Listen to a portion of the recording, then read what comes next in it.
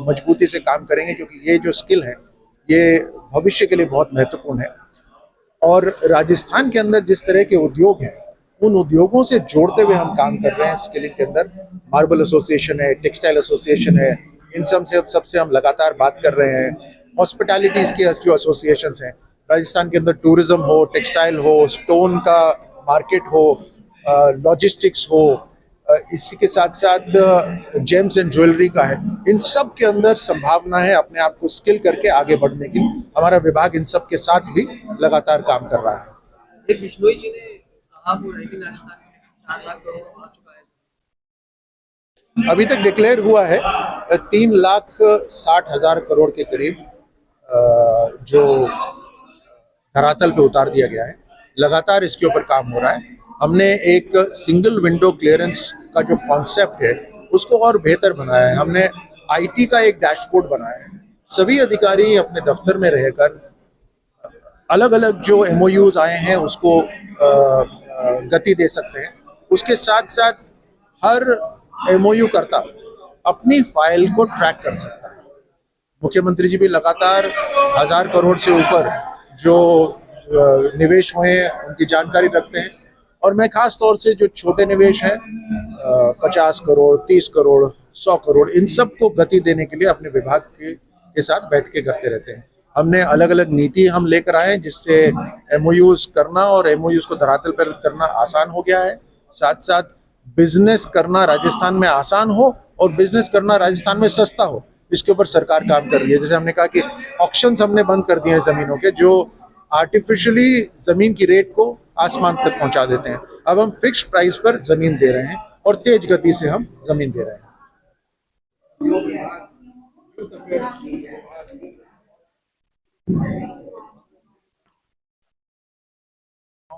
बेहतर स्किलिंग मिल सके इसके ऊपर हम काम कर रहे हैं। जैसे भी मैंने थोड़ी देर पहले कहा था कि 1 वर्ष के अंदर हम 3 लाख युवाओं को आईटीआई और स्किल का जो डिपार्टमेंट के माध्यम से हम स्किल करा चुके हैं। साथ साथ तकरीबन 680 करोड़ रुपए हम स्किलिंग के 10 वर्ष पूर्व, और युवाओं को किस तरीके से उनके अंदर छुपी हुई योग्यता को थोड़ा सा स्किल करके बाहर भी लाया जा सके और अपनी योग्यता अनुरूप वो चाहे रोजगार हो या स्वरोजगार उस दिशा में अपने कदम बढ़ा सके। और मोदी जी ने, जैसा कि आप और हम सब जानते हैं, आज से ठीक 2.5 वर्ष पूर्व आजादी का अमृत महोत्सव मनाते वक्त एक संकल्प लिया 2047 विकसित भारत का। उस विकसित भारत की तरफ बढ़ने के लिए आज जो विश्व के अंदर एक वरदान है, सबसे ज्यादा युवा शक्ति का, सबसे ज्यादा युवा उपलब्ध देश आज एक भारत है। उसको विकसित करने के लिए मददगार होगी ये युवा शक्ति। और आने वाले इस अल्पकालीन समय के अंदर जो मोदी जी ने 25 वर्ष का एक अल्पकालीन समय का एक जो लक्ष्य तय किया है, उसकी तरफ अब बढ़ चुका है हमारा युवा। जगह जगह, गांव गांव, ढाणी ढाणी तक ये ट्रेनिंग पार्टनर्स, जगह जगह पर स्किल सेंटर खोल के, लगभग ऐसा कोई विषय नहीं है जिसके अंदर ट्रेनिंग नहीं प्राप्त कर रहा है। आने वाले समय में धीरे धीरे किस तरीके से अप स्किलिंग का सहारा लेकर के और अलग अलग क्षेत्र के अंदर अपने कदम बढ़ाने लगे युवा। आने वाले समय में, जैसे कि आप और हम सब जानते हैं, इसी वर्ष के अंत में बाड़मेर पचपदरा की धरा पर रिफाइनरी, एक बहुत बड़ी अति आधुनिक रिफाइनरी तैयार हो रही है।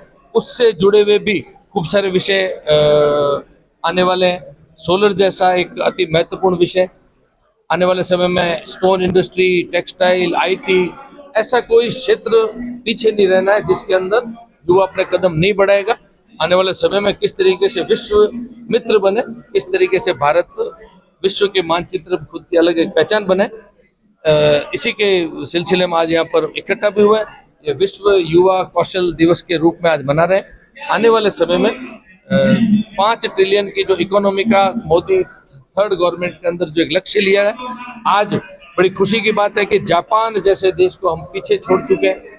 जापान जैसे अति विकसित, और एक जर्मनी अपने से अगले पांवदान पर खड़ा है। इसी मोदी जी के तीसरे कार्यकाल के अंदर हम जर्मनी जैसे देश को भी पीछे छोड़ करके विश्व के अंदर अपना तीसरा स्थान इकोनॉमिक विश्व कौशल दिवस पर पूरे भारत में ही कार्यक्रम किए जा रहे हैं और राजस्थान में आज जयपुर में ये शानदार एक कार्यक्रम हुआ। उसमें हमारे कैबिनेट मंत्री राज्यवर्धन सिंह जी और स्टेट मिनिस्टर माननीय के बिश्नोई जी भी उपस्थित रहे।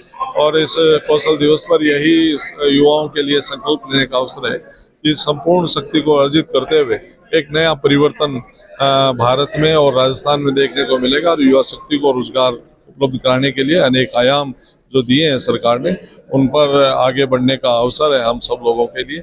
यही बात कहते हुए मैं बहुत बहुत शुभकामनाएं। इसी तरह की और खबरें देखने के लिए सब्सक्राइब करें कामयाब कलम न्यूज़ चैनल।